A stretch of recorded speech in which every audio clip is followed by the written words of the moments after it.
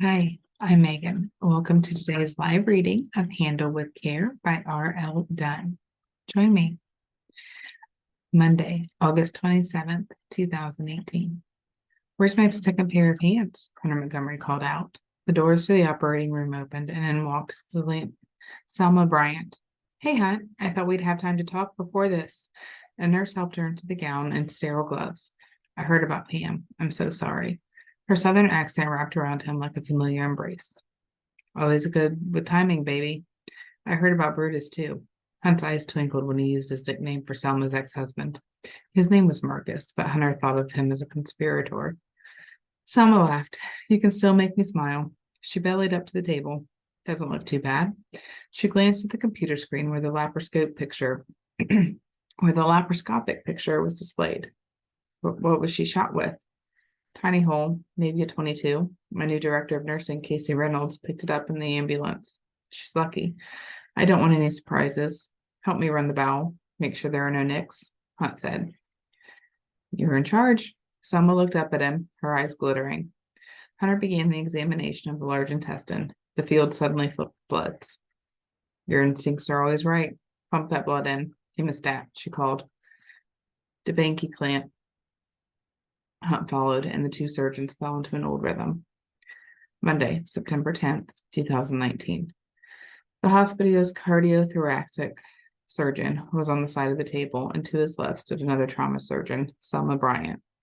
A long incision cut through Josh Jones' chest. His rib cage was spread open, exposing his heart. Dr. Hunter Montgomery's fingers held a hole closed as Josh's heart beat. Let's stop the heart. The anesthesiologist administered medication. The heart-lung machine took over to circulate the blood into the patient's body. The patient is on pump, time 11:43, Hunter announced, and then his eyes met Selma's. They told it all. The patient was in grave condition, and he needed her help. She nodded. Coming off bypass. Paddles ready? The thoracic surgeon called an hour later. Josh's heart sat pale and unmoving inside his chest. The paddles discharged, but the heart remained still. Damn it, Josh, I'm not losing someone else this way, Hunter said as he squeezed the still heart. He called again for defibrillation with no response. Intracardiac epinephrine. Defibrillate again. There was no reaction. Hunt, I'm sorry, Selma said.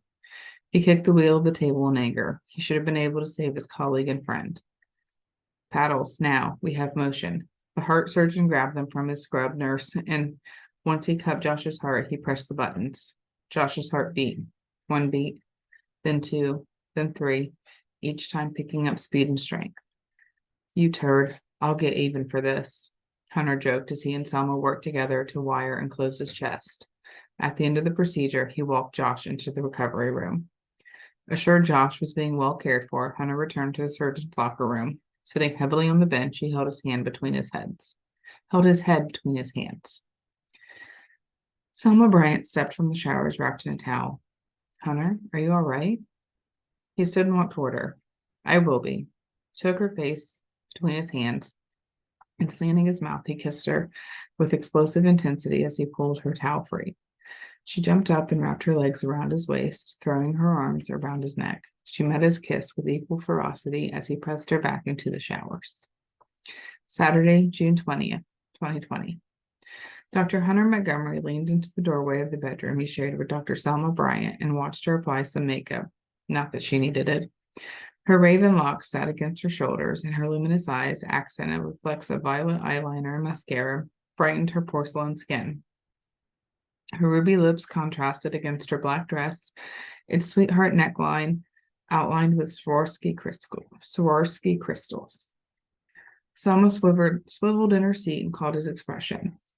You still look like you did years ago. Like I'm a 25-year-old kid? He stalked toward her wearing his tuxedo pants. She cocked her head and smiled. No, like you want to ravish me. I did the minute I saw you looking like a wide-eyed doe at age 24, and I do now. He kissed the top of her head, lips I could spend a lifetime kissing. He leaned down, running his tongue up the length of her neck along the angle of her jaw until he seized her mouth in an explosive kiss. Selma melted into him. Selma melted into him. The intensity of his desire exploded. Ting, the clock chimed. Oh, baby, we need to go. The chief medical officer and the chief of surgery can't be late to the party. But be ready. We have 3 days off, and I'm not letting you out of this bed. He pulled her to standing and turned her so her back was to him. Did I tell you how beautiful you look? She blushed demurely. Hunter, look what you've done to me. Sal, you have something on your chest. He slipped a finger along her cleavage, revealing a diamond eternity pendant.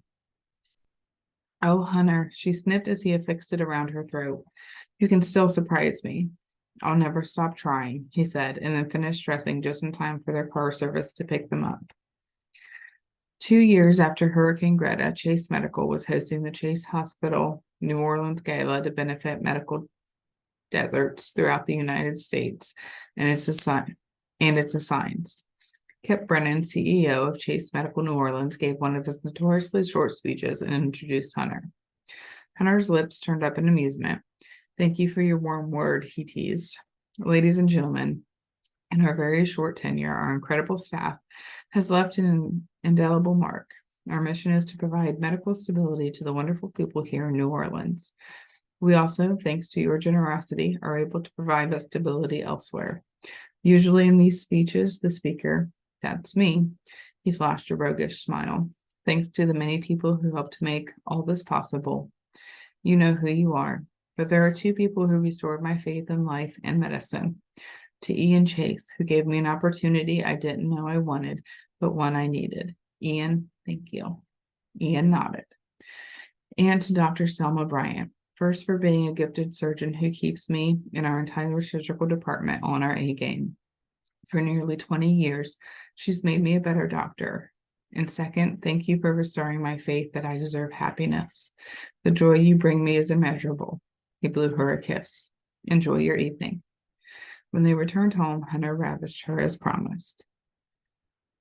Monday, June 22nd. The humidity combined with the chlorine created a haze above the pool. Hunter stepped from the men's locker room ready for his tri-weekly swim.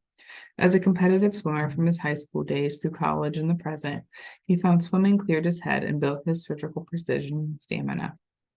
He sat on the deck and began to stretch as he greeted members of what had been nicknamed the Doctors Club. Doctors from the area's hospitals all swam together. He looked around and chuckled. Who else gets up to be here at 4:30 in the morning?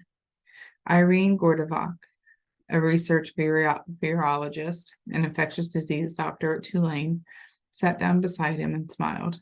Good morning, Hunter. Wearing a vivid pink bikini, she stretched in a way that showed off her large, full breasts to her fellow doctors. Morning, Irene. Hey, Carlos, Gino, Mark. He greeted some of his fellow doctors. After adjusting his suit, he stood on the block and dove in. After his first 4 laps, he got into the zone. Stroke by stroke, he swam. Turning to take a breath, he couldn't help but see a flash of pink. He and Irene had gone to medical school together. They were in the same study group. They shared a cadaver with 2 others, and he rescued her after a terrible experience. But they had never been intimate. Tuesday, June 23rd. The bridge welder rolled into the emergency department after falling from an overhead pass to the cement below. Selma's pager went off with the alert. Her physician assistant, Gunnar Klugman, was already moving the patient to the operating room. She stepped into the corridor and asked for the report.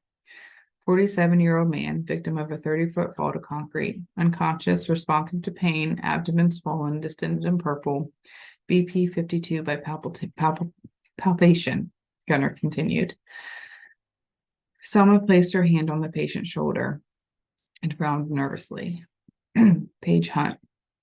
Gleason is on call, Gunnar said. Paige Hunt, I'll scrub. She headed to the sinks. Selma scrubbed in and joined the patient in the OR. We're going to need lap pads and at least 10 units. She looked at the patient's distended abdomen. Gunnar was scrubbed in and stood across from her. Run that blood, she said, and made the first incision. Blood poured over Gunnar's feet. Hunter walked in and was gowned and gloved as Selma began. You were always one to dump on the probie, baby. Gunnar remained silent. Don't look so annoyed, Klugman. Hunter stepped beside him and opened his palm. Retractor, hold this for me. Gunner grabbed the instrument. Babcock and needle driver. Hunter's fingers moved in a well-practiced manner. What happened to him? Gunner said, "This is Mr. John Johansson," and explained the situation. An arc of blood erupted across Selma's mask. "Shit," she cried as the monitor screamed. "Sel, take a breath. Remember that kid from Kandahar?" Hunter spoke with his hands deep in the surgical field. God, he was 7, an IED, all blunt trauma. She recalled the similar arc of blood. "And what happened?" Hunter pressed. Selma gulped. "The lights were dim.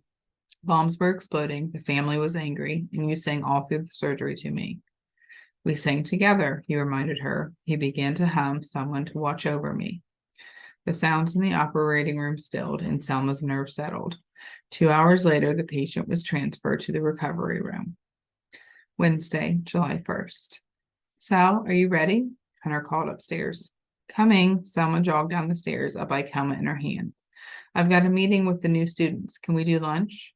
"I should be free. Depends on how long the welcome speech goes." Hunter groaned. She chuckled. Is that why we're running late?" I swam an extra mile trying to clear my head. Hunter checked his briefcase. "You knew this was part of the job when you accepted the position." Selma stepped onto the main floor of the St. Louis Street townhouse they shared. "I knew it was part of the job. Didn't mean I'd like it. They're all new and dangerous." He pulled Selma against him and pressed his lips to hers. She pushed free from his embrace. "Nice try. We need to get going, boss." "Baby, you like it when I'm in charge," he winked. Hunter headed to the garage to retrieve his bicycle. The 3.5-mile ride to the hospital guaranteed him some exercise on the days he couldn't make it to the pool.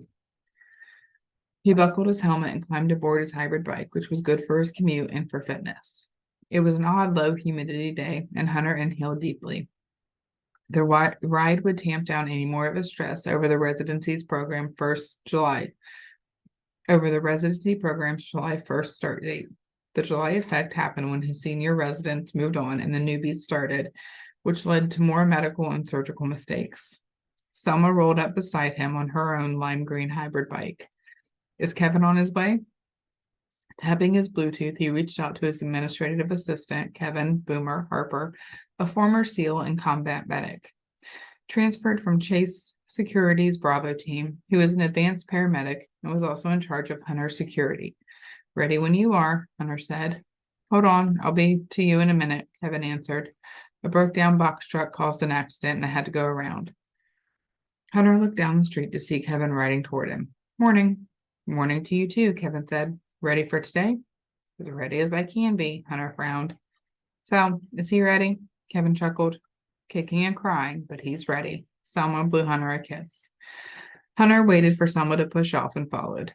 "I have some good news. Coop confirmed all the licenses. First time everyone has what they're supposed to have," Kevin said. Kyle Coop Cooper was Chase Security's head of licensing. "Now let's hope they have the skills." Hunter hand signaled and began to turn left onto Phillips Street. The smell of exhaust and rubber and the sound of an engine gunning caught his attention. Hunter turned his head in time to see a black SUV speeding toward them. He yelled, "Selma!" and swerved, putting himself between the car and her. Kevin managed to yank Selma off her bike to safety as the car broadsided Hunter and sent him sprawling to the concrete. The SUV tore off from the scene. The street began to fill with residents as Kevin and Selma ran to Hunter's side. Kevin opened his phone and dialed 911 as Selma began her assessment. "Hunter, look at me, please," she pleaded, placing the heel of her sweaty, trembling palm on her partner's forehead, gently shaking his blue shoulders. Hunter's blue eyes swirled in his head. "What happened?" "Car rammed you. Stay still." Selma ran her hand over Hunter's body from his forehead to his toes. "Ah," Hunter moaned as she touched his left side.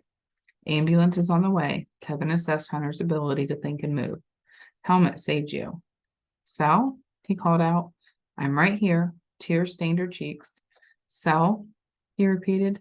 "I'm here." Her fingers interlaced with his. "I'm here." "Tell me you're all right," he pleaded. "I can't lose you."